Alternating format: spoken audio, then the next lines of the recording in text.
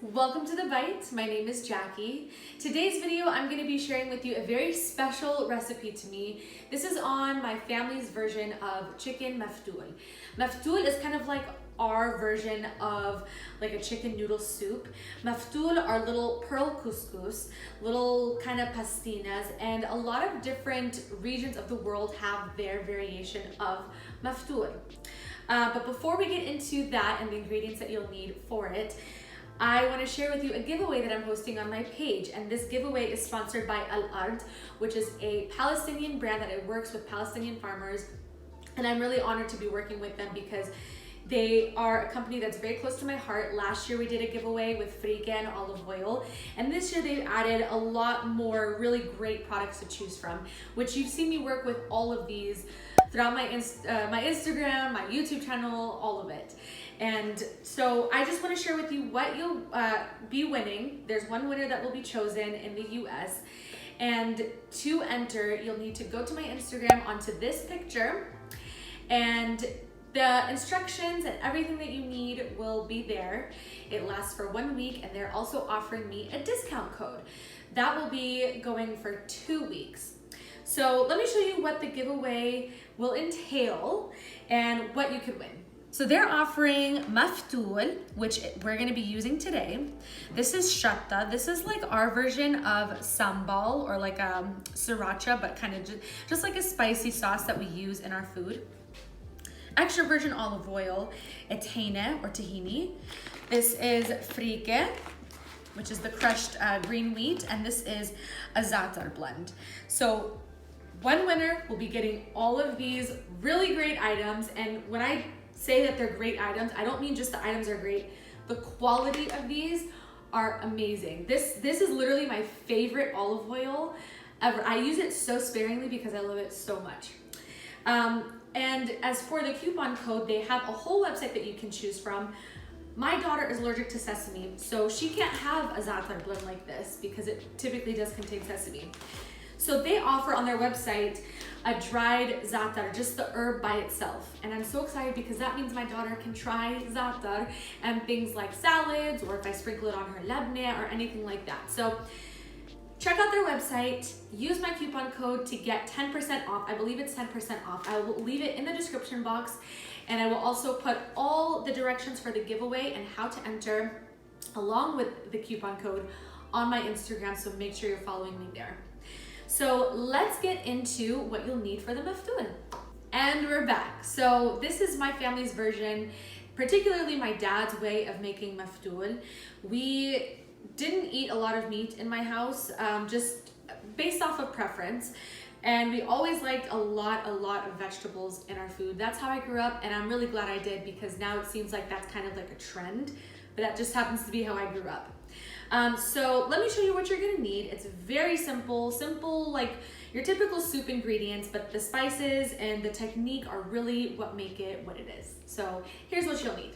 So I have a whole chicken here. My store, you can get this cut up into segments, but you can also use all dark meat, all white meat, or even like a Cornish hen if you choose. I have the spices here. I have allspice, nutmeg, and turmeric. You'll also need some salt and pepper. Onions, garlic, tomatoes, some carrots and celery, some zucchini, a whole bunch of water for the soup, of course. And I also will be cutting up 2 potatoes. I just don't have them cut up right now because we're not going to be using them right now, and I don't want them to oxidize and turn brown. So this is very simple. To start off with, I like to add all my spices to my chicken and just go ahead and mix it up. So all the spices are going right in there. I'm going to salt and pepper. And I salt with a pretty heavy hand here because this is really going to kind of be the base flavor for the soup. You can always add more salt as well. So if you want to undersalt, go ahead and do that. But I have made this so many times, I feel like I could do this in my sleep, to be honest. Okay, I'm gonna use my hands, clean hands, to get the spices all combined in the chicken. And just so you know, there is the backbone in here. So this is bone in, skin on.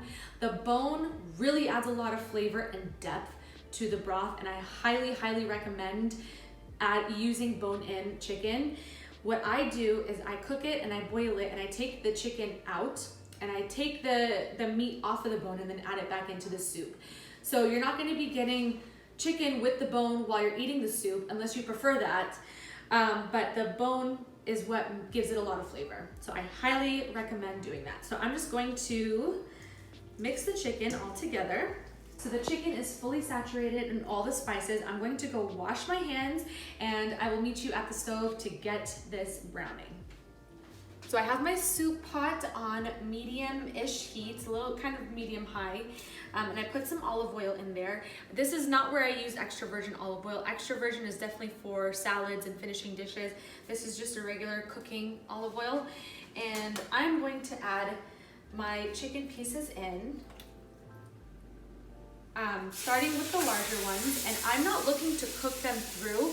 I'm just looking for them to develop a brown color, and that's going to add a lot of depth and richness to the soup. So I'm going to I start with the larger pieces, and then I move my way down to the legs and the thighs. So all my chicken is browned, it is looking good, and you can see all the flavor that has developed in the pot. Check that out in there.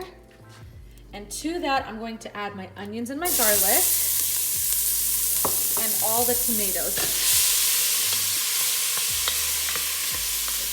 The tomatoes are gonna help deglaze the pan. Once this quiets down a bit, you'll probably be able to hear me better. But because the juice, now you can probably hear me. The juice from the tomatoes really helps to deglaze the pan and lift off all of that brown stuff that has developed from browning the chicken. And that's what we want, because that means all that flavor is gonna be in our soup. So I'm just gonna let this cook down until it kind of starts to bubble a little bit and it reduces quite a bit. And then I will add all the chicken back in and then add all the water to start making the soup. So you can see that in just a matter of minutes, the tomatoes have really dissolved and the onions have softened. You can smell the garlic and all the spices, and everything is kind of starting to look kind of like a pulp. I'm not really like pulverizing it, I'm just stirring it, and this is what's happening in just like 3 or 4 minutes. This is the perfect point for me to add in all my chicken, and again, I try and do my best to start with the larger pieces at the bottom, just because I feel like it fits better in the pot that way. I just always tend to do it this way. So I'm going to add it all back in. One thing I do want to mention, that while you're browning the chicken, if you find that it starts to burn before it becomes golden brown, you can always add more oil just to kind of keep things sizzling and not, you know, you're not smoking and your smoke alarm's not going to go off, even though mine does all the time.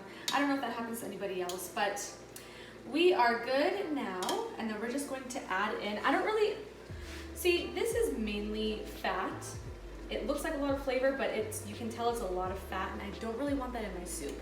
We're gonna end up kind of scooping that all out anyways while this boils. So I have here 8 cups of water that I'm just going to pour directly in. And what you want is for the water to cover the chicken, and you can see that that's exactly what's happening here. So I want to keep this submerged. And if you have a bigger pot that you're cooking this in, and you tend to want more soup, you can always add more water. You would just adjust the seasonings accordingly. So I'm going to let this boil for about 45 minutes, and then we will remove the chicken, take it off of the bone, and then add in all the vegetables. So the soup has been boiling for about 30 minutes, and you can see a lot of the scum that's kind of rising to the top. So I'm going to carefully take my spoon and put it into this little container that I have here, because I don't want this in my final product. I'm gonna continue doing that until it's pretty much all gone. A little bit of the onions and tomatoes may come out with it, but that's okay. I'd rather that happen than have that unpleasant look to my soup. So I am just gonna continue doing this until it's pretty much a clear broth. And very soon I'll be taking the chicken out so that it can cool while I add the vegetables in, and then it will cool down to the point that I can handle it and shred it with my fingers. So the chicken has been boiling for actually a little more than 45 minutes, but that's okay. I'm going to take each piece out, and I want to show you, I've scooped out not only the scum that rises to the top, but a lot of the oils that the chicken releases, and it almost filled this cup. And that is the kind of stuff that will make the final product give you that oily feeling in your mouth that I just don't find pleasant. So I remove as much of that as I can without taking away too much of the flavor of the soup. So I'm going to just take each piece and set it on my plate. And you can feel, I mean, look at that. The chicken is like already falling apart. It's literally falling off the bone with ease. Look, all I did was stick my tongs in there and it's already ready to fall apart. So while, I mean, come on, look at that. I'm ready for eating it already. But I do need to let this cool. Once I take these out, I am going to add in the potatoes because those are going to take the longest to cook. And then I will add in the carrots and celery, and lastly the zucchini because that takes the least amount of time to cook. This is going to cool. Once that happens, I will take the skin off, take the meat off of the bones, which will not be hard at all, as you can see. And we will pretty much be ready to eat at that point. Oh, and I do need to show you how to make the maftool, which is super easy, so see you in a couple minutes for that. So the potatoes have been cooking for a couple of minutes. I'm gonna let them cook for another couple minutes before I add in the carrots and celery. And now I'm gonna start working on the maftool. So I have a small saucepan here on medium heat with a little bit of olive oil. And to that, I'm going to add a couple cups of maftool. So this is like the noodle part of our chicken noodle soup, if you will. So this is what maftool looks like. They are hand-rolled little pearl couscous, and maybe one day I'll show you a video on how to actually make these by hand. But for now, I love the packaged versions because they're just very convenient and they taste very authentic. So I'm going to add about a couple cups worth of it in here, and it's just gonna toast up and kind of get that golden brown color. I'm also gonna add a little bit of allspice to it and some salt. I want to give this a quick stir and fully saturate each of the maftool in the olive oil and the spices. Once I feel like it's kind of starting to get that sheen to it from the olive oil and it's starting to develop a brown color, then I will add in water and cook it kind of like you would cook pasta. You just want it to be al dente, like to the tooth, just not super mushy, but you want it to retain its shape. And this is going to be the base of our soup. So I will show you how much water I add once this kind of gets to where I want it to be. So this is looking good. Now I'm going to add in my water. I want to quickly stir it from the bottom so that nothing sticks. And this only takes, this really does not take very long at all, just a few minutes to cook. And once that happens, I will end up draining it from any excess liquid and reserve it on the side for our soup. And for the soup, I did add the carrots and celery in, and those have been in there for a couple minutes. So the last thing I'm gonna add is the zucchini. And once the maftool is ready and the zucchini is cooked, then we are ready to eat. All right, the maftool looks perfect. There's a little bit of liquid still left in there, but that's okay. I'm actually going to leave that. And at this point, you want to taste it for seasonings and make sure that the texture is good. If it needs more time, just add a little bit more water and let it sit. It does not have to be covered, similar to pasta. So yeah, if it's still a little bit crunchy, add more water so that it can soften up. But to me, this looks perfect. I'm gonna take it off the heat and set it aside, and we are going to get that ready to fill our plates. I'm just going to set this aside. I'm taking it off the heat and put it away to get it ready for putting our maftool plate together. Okay, the potatoes are cooked, all the vegetables look beautiful. My chicken, I took it all off the bone, which was very easy, as you saw. And now I'm just going to add it right back in. If you are using all dark meat, like the legs or thighs, and you want to keep them intact, by all means, you can do that. But I just feel like it's easier to eat when it's like this. And this is how my family has always done it, so naturally, this is how I will do it too. So I'm just going to give this a stir. and it's already, oh my goodness, the smell. This is my comfort food. This is like my medicine. I'm gonna just taste it for seasonings real quick to see if it needs any more salt. Nope, we are good to go. I'm gonna turn off the heat. Give this one more quick stir just to get everything incorporated, and I'll meet you at the table. I can't tell you how excited I am.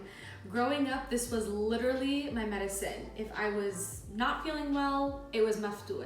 If I was happy, it was Maftool. If I was sad, it was Maftool. This was just like the food that brings me back home. And 100%, it's my #1 comfort food, and I love it. The Maftool looks beautiful, and sometimes, you know, my family, if we didn't have Maftool that day, they would use rice, but it's never the same. You have to have Maftool with this if you can get your hands on it. A good substitute is definitely little pastinas, and I've done that for my daughter when I don't have Maftool. But if you use my code, you can always go to their website at alladproducts.com, and you can get 10% off the true Palestinian Maftool, and I'm so excited to be able to offer that to you. So let me just set up the plate. So I have a nice big plate here. Usually I do this in a bowl, but I want this to look very beautiful and presentable for you. And I'm kind of making a mess, but it is what it is. So I'm gonna make a mound of Maftool in the middle of my plate, just like this. And then I'm going to add the soup around it. I want lots of chicken, lots of veggies. And I love my family's version because it's very colorful. Normally, like I said, this does have chickpeas, and by all means, it would be delicious in here, but I didn't want to deviate from how my family does it and how I know it. So I'm going to share this with you, just how I grew up eating it. I mean, this just is like, it looks like comfort food, doesn't it? It just, so good. Okay, I'm going in for a bite.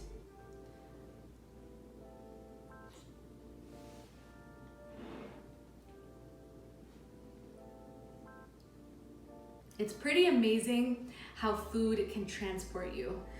When I eat this dish, I feel like I'm back home at my parents' house. I feel like I'm coming downstairs from my room and my dad has this boiling on the stove and my mom is making a nice fresh salad to go along with it. Food has that ability, and that's why I really wanted to share this with you, because I feel like I am transporting you not only back to my home, but back to Palestine, where this is very common and very well known, especially in the colder months. Although we eat soups year round around here. So I hope you enjoyed today's video. Don't forget to enter the giveaway and to use my code if you are interested in getting any more ingredients from Al Ard. I hope you give this a try. You are going to absolutely love it, and it's so easy. So thank you so much for watching. We'll see you next time.